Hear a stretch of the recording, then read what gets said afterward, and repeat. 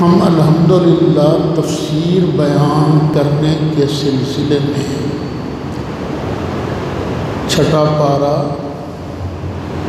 سورہ مائدہ کی آیت نمبر 10 تک بیان کر چکے ہیں، اور آج سورۃ مائدہ کی آیت نمبر 11 سے گفتگو کا آغاز ہوگا، کیونکہ نبی کریم علیہ السلام ہمیں یہی سمجھانے کے لیے تشریف لائے تھے کہ اللہ یہ فرماتا ہے اگر قوم یہ قرآن سنے گی نہیں، مولوی بیان کرے گا نہیں، تو وہ مقصد تو پھر پورا نہ ہوا نا۔ اللہ ارشاد فرماتا ہے یا ایھا الذین آمنوا، اے ایمان والو، اذکروا، یاد رکھو، یاد کرو، کس چیز کو؟ نعمت اللہ علیکم، جو تم پر اللہ کا احسان ہوا، اللہ نے جو تمہیں نعمت دی، تم اس نعمت کو یاد کرو، یاد رکھو۔ پچھلے جمعے میں بھی یہی مضمون تھا کہ یاد کرو اللہ کی نعمتوں کو۔ تو اب بندہ مومن پر لازم ہے کہ اللہ نے جب اسے کوئی نعمت دی تو اس کا شکر بھی ادا کرے اور بعد میں اس کو یاد بھی رکھے، یاد بھی رکھے کہ یہ میرے اللہ نے مجھ پر کرم کیا تھا۔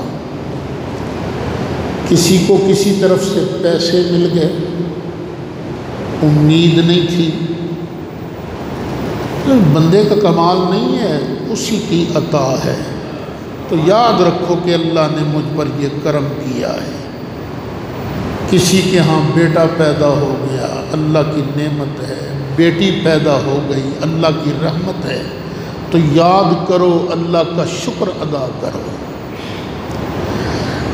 اور پھر دہراتا ہوں اس بات کو کہ یہ چھوٹی چھوٹی نعمتیں ہیں، سب سے بڑی نعمت کیا ہے کہ اللہ نے ہمیں اپنا محبوب عطا فرمایا، اس کو بھی یاد رکھو۔ پھر محبوب پر اللہ نے وحی نازل فرمائی، اللہ نے محبوب کو ہمارے لیے رسول بنایا، چل محبوب پیارے ہمارا پیغام تو پہنچا، تو یہ اللہ کا انعام ہے، شکر ادا کرو۔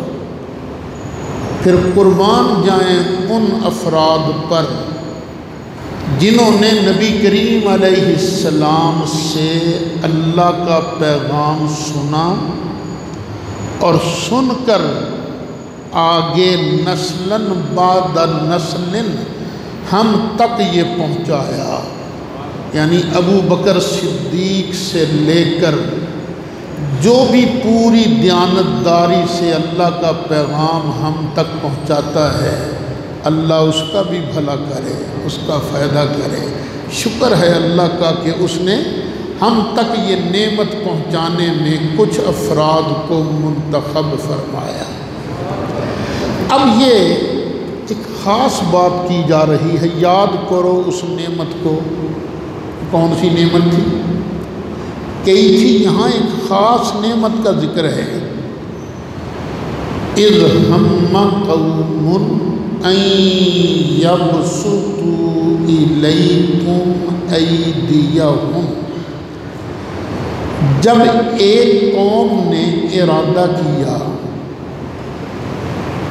کہ وہ تمہارا کچومر نکالیں، کہ تم پر دست درازی کریں، تو اللہ نے ان کو روک دیا۔ اللہ نے ان کو شرارت نہیں کرنے دی، یہ اللہ کا انعام ہے تم پر، اس کا شکر ادا کرو۔ یہ آیت کیوں نازل ہوئی؟ وہ واقعہ یہاں تو مذکور نہیں، لیکن مختلف تفاسیر میں بیان ہوئے ہیں۔ کئی مرتبہ ایسے ہوا، نبی کریم علیہ السلام بنو نذیر یہودیوں کا ایک قبیلہ ہے، وہاں ایک دیت کے سلسلے میں تشریف لے گئے۔ انہوں نے بڑی آؤ بھگت کی، نبی کریم علیہ السلام کو ایک دیوار کے سائے میں بٹھایا کہ آپ یہاں تشریف رکھیں، اور خود ان خبیثوں نے شرارت کیا کی، انہوں نے ایک آدمی کو وہ جو مکان کی دیوار تھی نا اس کی چھت پر چڑھایا کہ اوپر سے نبی کریم علیہ السلام پر چکی کا پارٹ، وہ چکی نہیں ہوتی دانے پیسنے والی، اس کے دو پارٹ ہوتے ہیں، کہ ایک پارٹ وہ اٹھائے اور اٹھا کر نبی کریم علیہ السلام پر پھینک دے۔ اللہ نے فٹ جبریل کو بھیجا، جا جبریل میرے محبوب کو یہاں سے اٹھا یہاں سے، اٹھیے آقا یہاں سے اٹھیے۔ سرکار فوراً اٹھے اور مدینہ شریف پہنچ گئے۔ اب یاد کرو اس نعمت کو جو اللہ نے تم پر کی تھی، وہ کیا کہ جب ان یہودیوں نے تمہیں تباہ کرنے، تمہیں مارنے کی سازش کی تو اللہ نے ان کی سازش کو ناکام بنایا۔ ایک یہ واقعہ بھی ذہن میں رکھیے۔ دوسرا، ایک مرتبہ نبی کریم علیہ السلام تشریف لا رہے تھے ایک جہاد سے، رستہ میں ایک وادی آئی جہاں کافی درخت تھے، گرمی بھی بڑی سخت، دھوپ بڑی، دوپہر کا وقت، اور دل چاہتا تھا کہ یہ سایہ ہے آرام کریں یہاں، تو نبی کریم علیہ السلام نے بھی ایک درخت کے سائے میں آرام فرمایا اور اپنی تلوار کو درخت کی شاخ سے لٹکا دیا۔ بھٹکتا ہوا ایک کافر آیا، اس نے دیکھا کہ یہ محمد صلی اللہ علیہ وسلم لیٹا ہوا ہے اور اس کی تلوار بھی اس کے پاس نہیں ہے، اوپر درخت پر ہے لٹک رہی۔ اس نے تلوار اتاری، تلوار اتار کے نبی کریم علیہ السلام سے کہنے لگا، آواز دی، یا محمد۔ سرکار اٹھے تو دیکھا کہ دشمن تلوار ہاتھ میں لے کر سر پر کھڑا ہے اور وہ کہہ رہا ہے، اب کون ہے جو تجھ کو دے زنہار میرے ہاتھ سے، اب کون ہے جو تجھے میرے ہاتھوں سے بچائے، اب کون ہے جو تجھ کو دے زنہار میرے ہاتھ سے، اب کون ہے وہ جو تجھ کو دے زنہار میرے ہاتھ سے۔ ہنس کے بولے مصطفیٰ میرا خدا، میرا خدا، اور تو کہتا ہے کون بچائے گا مجھے، میرا اللہ بچائے گا۔ ہنس کے بولے مصطفیٰ، تم بھی کہہ دو، ہنس کے بولے مصطفیٰ میرا خدا، میرا خدا۔ بس سرکار کے منہ سے یہ لفظ نکلنے کی دیر تھی کہ وہ تھر تھر کانپنے لگا، تھر تھر کانپنے لگا، تلوار ہاتھ سے گر گئی، سرکار نے تلوار پکڑ لی اور پھر اسے کہا اب کون ہے جو تجھ کو دے زنہار میرے ہاتھ سے۔ وہ پہلے تو کہہ رہا تھا نا کہ اے محمد تجھے کون بچائے گا، تو میں اب تجھ سے پوچھتا ہوں اب کون ہے جو تجھ کو دے زنہار میرے ہاتھ سے۔ اب کون ہے جو تجھ کو دے زنہار میرے ہاتھ سے۔ اور وہ ہکا بکا کھڑا رہا۔ فرمایا تو کیوں نہیں کہتا میرا خدا میرا خدا؟ اور خدا کو ماننا، لیا ایمان اللہ پر۔ تو کئی واقعات ہیں جب انہوں نے نبی کریم علیہ السلام کو شہید کرنے کی کوشش کی، مسلمانوں کو تباہ کرنے کی کوشش کی، تو اللہ تعالیٰ نے اپنے فضل سے بچا دیا۔ ایک مرتبہ سرکار لشکر کے ساتھ تشریف لے جا رہے تھے، نماز کا وقت آیا، سرکار نے صحابہ کو ظہر کی نماز پڑھائی۔ صحابہ سارے نماز کے اندر تھے۔ بعد میں کافروں کو بڑا افسوس ہوا کہ بیڑا غرق ہے، اے نماز پڑھ دے پیسن سجدے چ گئے سن، اسی انہاں نوں وڈ سکدے ساں، ہائے موقع اساں گوا دیتا۔ پھر انہوں نے پلان بنایا کہ اب عصر کی نماز انہوں نے پڑھنی ہے، تو عصر کی نماز کے وقت ہم ان کا بیڑا غرق کریں گے، ان کا کچومر نکالیں گے، ان کو قتل کریں گے۔ تو اللہ تعالیٰ کیسا محافظ ہے، اللہ تعالیٰ نے عصر کی نماز کے آنے سے پہلے نماز خوف کا حکم نازل کر دیا۔ وہ پیچھے بیان ہو چکا ہے، نماز خوف کہ ڈر کے موقع پر کیسے نماز پڑھنی ہے، کہ آدھے ہو جاؤ، آدھے نماز کے اندر اور آدھے تلواریں لے کر حفاظت کرو، جب ایک رکعت ختم ہو جائے تو نماز پڑھنے والے اٹھ جائیں، اور وہ جو پہرے دار تھے اب وہ آن کے دوسری، یہ نماز خوف کا طریقہ جو ہے وہ بیان ہو چکا ہے۔ تو اللہ نے نماز خوف کا طریقہ نازل فرمایا تو کافروں کی سازش کو ناکام کر دیا۔ یا ایھا الذین آمنوا، اے ایمان والو، اذکروا نعمت اللہ علیکم، تم پر جو اللہ نے احسان کیا ہے اس کو یاد کرو۔ مجھے بھی چاہیے مجھے جو جو ملا میں اللہ کا شکر ادا کروں، یاد آئے کہوں الحمدللہ۔ تمہیں بھی چاہیے کہ جو جو اللہ نے تمہیں نعمت دی ہے جب بھی یاد آئے تو کہا کرو الحمدللہ، یا اللہ تیرا شکر ہے تو نے ہمیں نعمت عطا فرمائی۔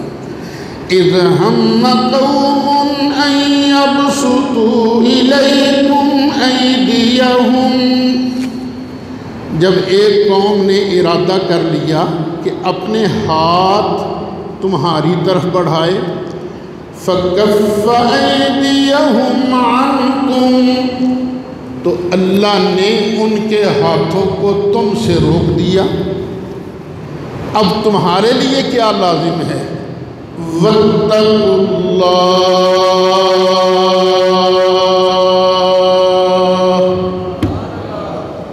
اونچا کہہ دو، لازم ہے وَاتَّقُوا اللَّهَ، اللہ سے ڈرو، تقوی اختیار کرو، اللہ سے ڈرو، صبح بھی اللہ سے ڈرو، دوپہر بھی اللہ سے ڈرو، رات بھی اللہ سے ڈرو، مسجد میں آؤ تو اللہ سے ڈرو، گھر جاؤ تو اللہ سے ڈرو، جنازہ پڑھنے کے لیے جاؤ تو اللہ سے ڈرو، جنازہ کے بعد واپس آؤ اللہ سے ڈرو، اور دکان پر بیٹھ کر سودا دینے لگو تو اللہ سے ڈرو، جب وہاں سے اٹھو تو اللہ سے ڈرو، سودا خریدو تو اللہ سے ڈرو، بیچو تو اللہ سے ڈرو، اور کرسی انصاف پر بیٹھ کر فیصلہ کرنے لگو تو اللہ سے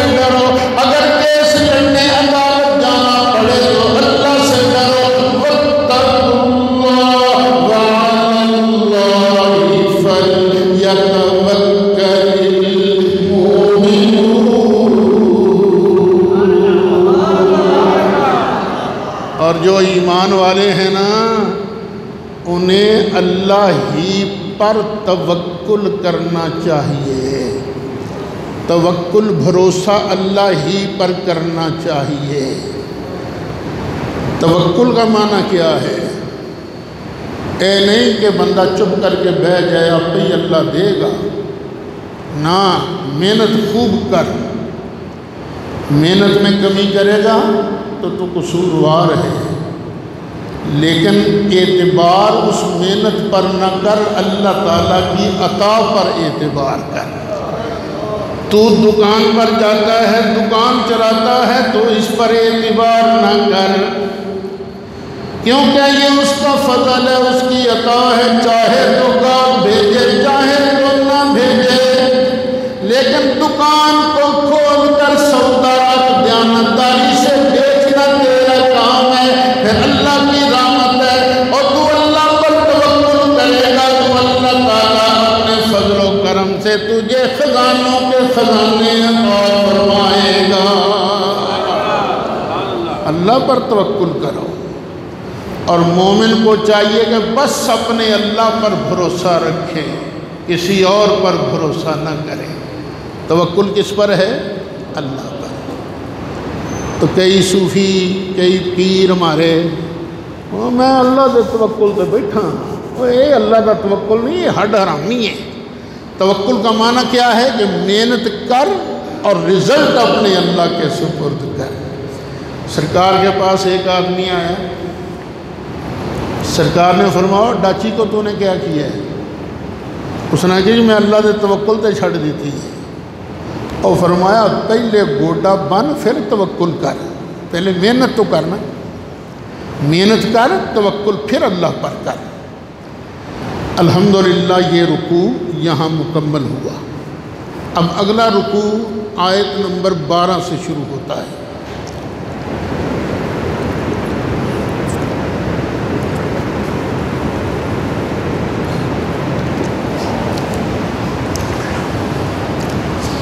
یہاں سے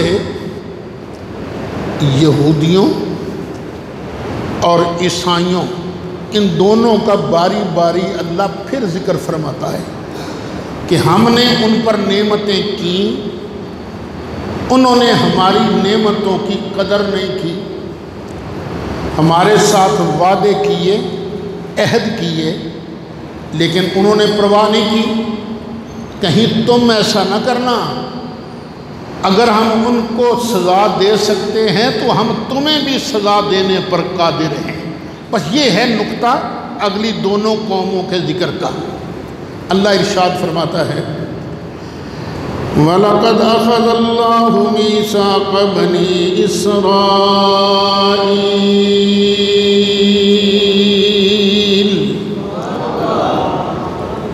اور بے شک اللہ نے بنی اسرائیل سے پختہ وعدہ لیا۔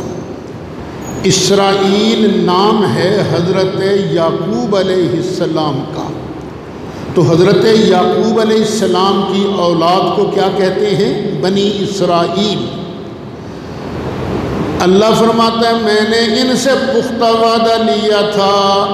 ایک دوسرا وَبَعَثْنَا مِنْهُمُ 12 نقیبا، اور ہم نے ان میں 12 سردار بھیجے۔ کتنے سردار بھیجے؟ 12۔ ہم نے ان میں 12 سردار بھیجے۔ 12 برادریاں تھیں، 12 قبیلے تھے۔ ہم نے جناب موسیٰ کو کہا ان میں سے نہ ایک ایک آدمی چن لے جو ان کی مانیٹری کرے۔ یہ آپ دیکھتے ہیں، کلاس پڑھتے رہے ہیں، سکول میں بھی مدرسوں میں بھی ایسا ہوتا ہے کہ بعض اوقات استاد کلاس کی نظم میں لانے کے لیے مانیٹر مقرر کر دیتا ہے۔ طلبہ تھوڑے ہوں 1 مانیٹر، زیادہ ہوں 2، اور زیادہ ہوں 3، تو تو یہ بنی اسرائیل والے بھی کتنی برادریاں تھے؟ 12۔ تو فرمایا اللہ تعالیٰ نے چل اے پیارے موسیٰ، ہر برادری میں سے نا ایک ایک سردار، ایک ایک نقیب، ایک ایک مانیٹر مقرر کر دے جو ان کے حالات کا جائزہ لیتا رہے۔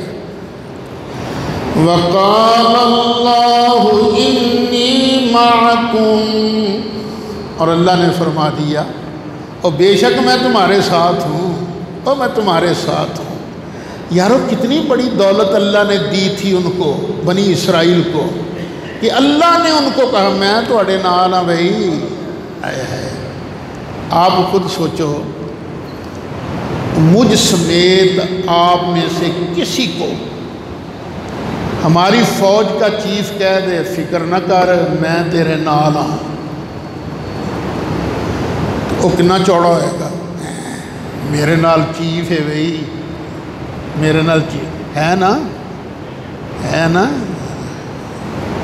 ایک بات۔ تو بھئی ان بنی اسرائیل کی کیا حالت ہوئی ہوگی جب اللہ کا پیغام ملا ہوگا جناب موسیٰ کے ساتھ کہ اللہ فرماتا ہے فکر نہ کرنا میں تواڈے نال ہاں۔ پتہ چلا جب اللہ کسی کو کہے نا میں تمہارے ساتھ ہوں، میں تمہارے ساتھ ہوں، تو یہ بہت بڑا انعام ہوتا ہے۔ اچھا یہ نہ سمجھنا کہ انعامات کا سلسلہ بنی اسرائیل تک ہی محدود رہا، نہیں، آگے بھی چلتا رہا۔ نبی کریم علیہ السلام نے ہجرت فرمائی، اپنے پیارے یار غار ابو بکر صدیق کو ساتھ لیا، غار ثور کے اندر جا کے بیٹھ گئے۔ غار ثور کو نبی کریم علیہ السلام نے پناہ گاہ بنایا، پیچھے سے کافر آ گئے، نبی پاک علیہ السلام کو تلاش کرتے کرتے ابو بکر صدیق نے دیکھا، پریشان ہوئے، کہیں یہ کافر میرے آقا کو دکھ نہ پہنچائیں، تکلیف نہ پہنچائیں۔ نبی کریم علیہ السلام نے ارشاد فرمایا لا تحزن، ابو بکر فکر نہ کر، نہ فکر نہ کریں۔ کیوں؟ یہ تو موسیٰ علیہ السلام کی زبان سے ان سرداروں کو کہلوایا گیا تھا کہ اللہ کہتا ہے میں تمہارے ساتھ ہوں، یہاں تو مصطفیٰ کی زبان ہے، اور کہاں ابو بکر صدیق کو جا رہا ہے۔ نبی کریم علیہ السلام نے فرمایا لا تحزن ان اللہ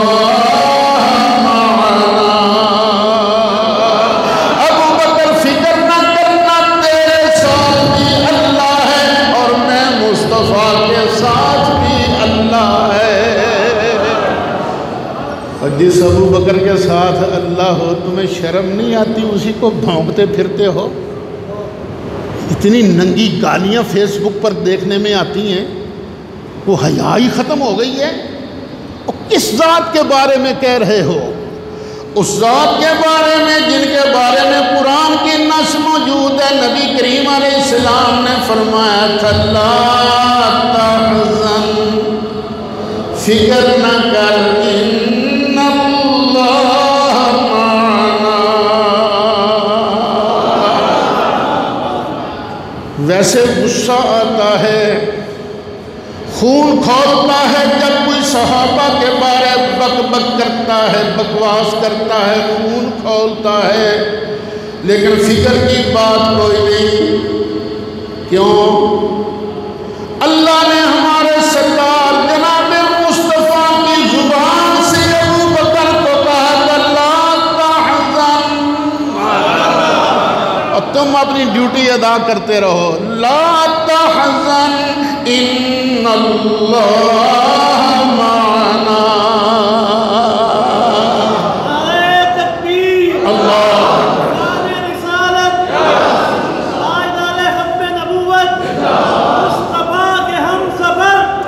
بکر ابو بکر ہم صبر، اللہ کرے تیری مدد، اللہ کرے تیری مدد۔ اے اللہ ہمارے ساتھ ہے، اسی طرح جناب موسیٰ نے ان 12 مانیٹروں کو کیا کہا؟ اللہ تمہارے ساتھ ہے، لیکن ایک شرط ہے۔ اچھا اللہ ساتھ ہے کیا مطلب؟ اللہ کا کوئی جسم نہیں کہ ساڑھے نال ہے، نہیں، اللہ کا علم ہمارے ساتھ ہے، اللہ کی رحمت ہمارے ساتھ ہے، اللہ کی عنایت ہمارے ساتھ ہے، لیکن اللہ کی رحمت لینے کے لیے کچھ کرنا بھی پڑتا ہے۔ وہ کیا کرنا ہے؟ لَئِنْ أَقَمْتُمُ الصَّلَاةَ،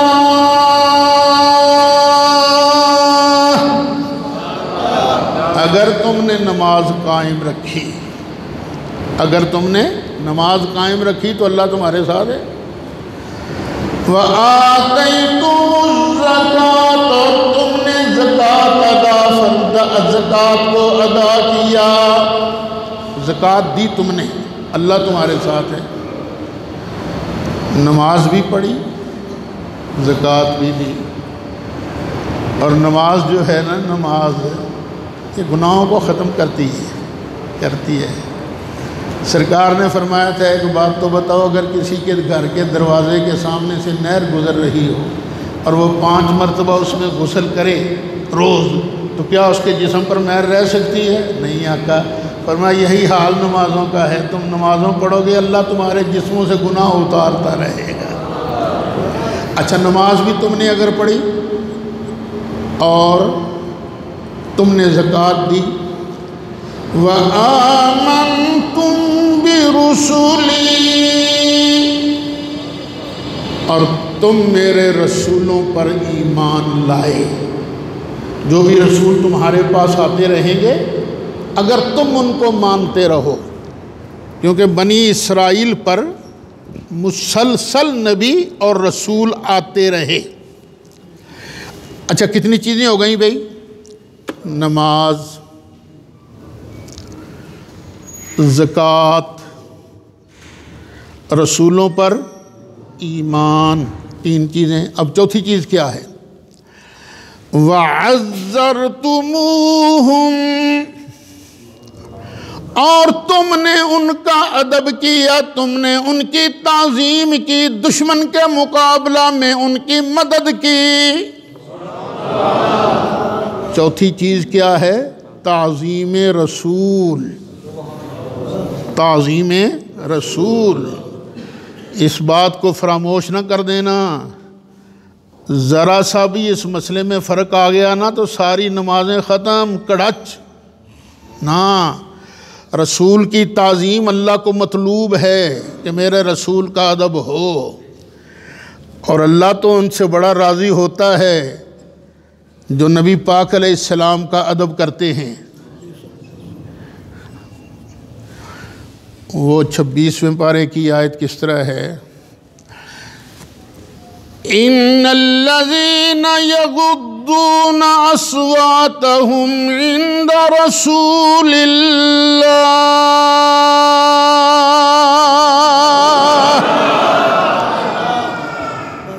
کئی لوگ نبی کریم علیہ السلام کے پاس آتے اور آن کے ہولے سے، یا رسول اللہ یہ مسئلہ کیسے ہے، آہستہ اپنی آواز کو آہستہ کرتے۔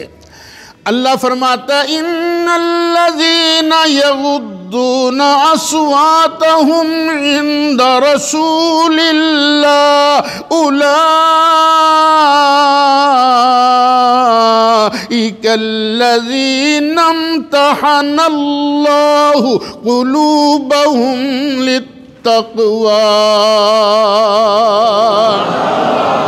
جو لوگ میرے محبوب کے پاس آ کر اپنی آوازیں ہولی کر لیتے ہیں، پست کر لیتے ہیں، اللہ فرماتا ہے میں نے ان کے دلوں کا تقوی پرکھ لیا ہے، اور جس کے دل کا تقوی میرا اللہ پرکھ چکا ہے ان کے بارے خبردار کبھی بک بک نہ کرنا۔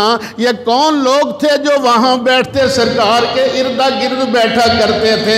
ان بیٹھنے والوں میں ابو بکر تھے، عمر تھے، عثمان تھے، علی تھے، نبی پاک کے صحابہ تھے۔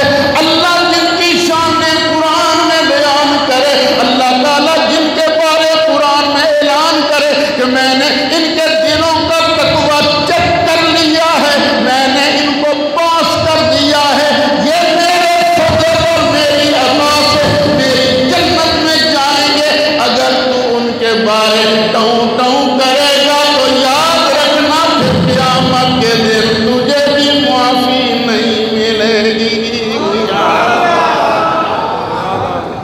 بڑا خطرناک دور آ رہا ہے، الرٹ، ہوشیار۔ صحابہ کے خلاف جو زبانیں کھل رہی ہیں یہ اصل میں مصطفیٰ کے خلاف زبانیں ہیں۔ الحمدللہ یہ مدرسہ ہے، 40 سال سے بیٹھا ہوا ہوں یہاں میں۔ کوئی آدمی آن کے کہے استاد جی تواڈے شاگرد دی تقریر سنی سی مزہ آ گیا، تو میرے سامنے کس کی تعریف کر رہا ہے؟ بولو، میرے شاگرد کی، اور میں خوش ہو رہا ہوں۔ کیوں؟ وہ پڑھایا تو میں نے ہے نا، سکھایا تو میں نے ہے نا، تو میں خوش کیونکہ میری عزت ہو رہی ہے۔ میرے شاگرد کی عزت یہ میری عزت ہے، اور اگر میرا شاگرد میدان میں فیل ہو جائے، تقریر نہ کر سکے، اور کہو جی پتہ نہیں کداں دا شاگرد بھیجتا ہے تسی، تو مزہ ہی نہیں آیا۔ اب یہ حقیقت میں کس کی بے عزتی ہے؟ میری۔ تو کداں دا پڑھایا ہوئے انہوں بولنا ہی نہیں آیا۔ یعنی شاگرد کی عزت سے استاد کی عزت،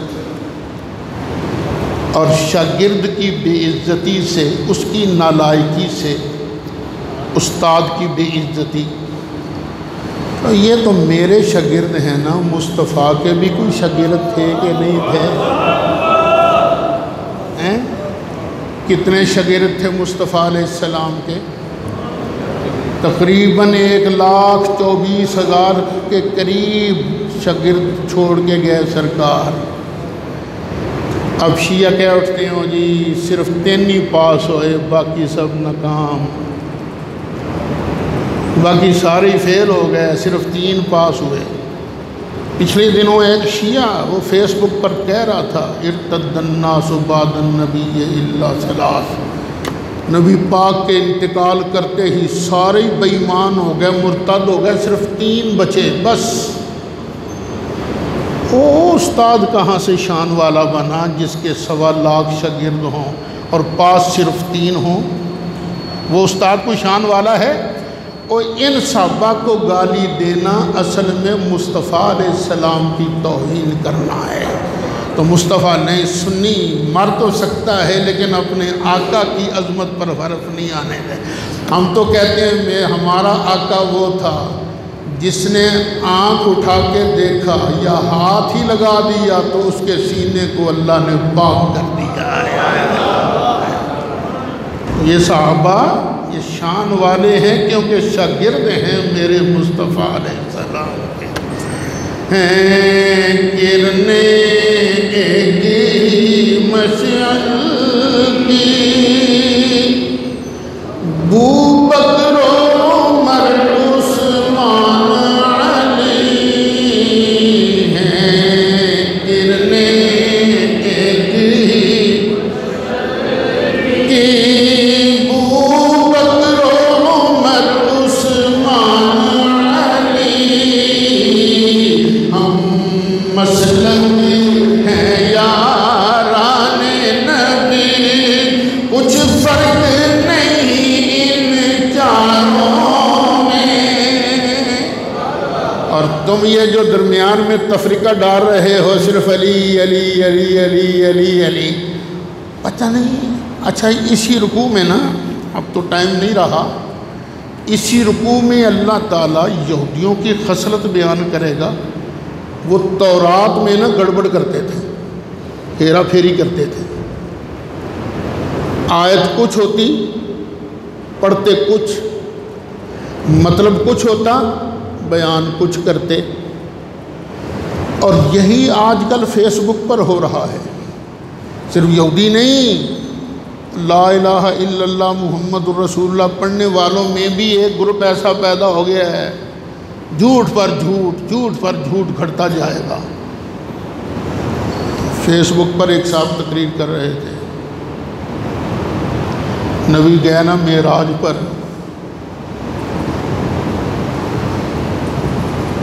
تو اللہ نے کہا رواج یہ ہے کہ لڑکے والے وہ رشتہ مانگنے جاتے ہیں، تیری بیٹی ہے فاطمہ،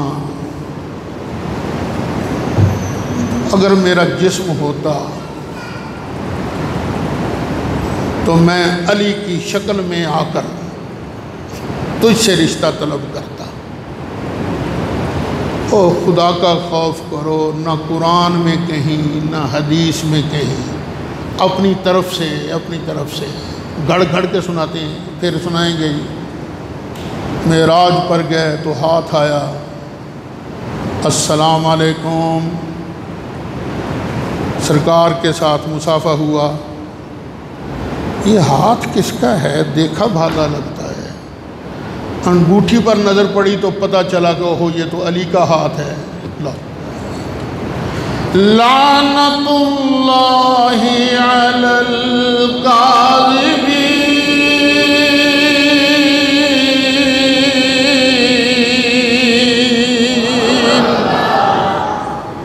اے ایمان بھی لانا ہے، رسولوں کا ادب بھی کرنا ہے، دشمن کے مقابلہ میں ان کی مدد بھی کرنی ہے، سنتیں ادا فرما لیجیے۔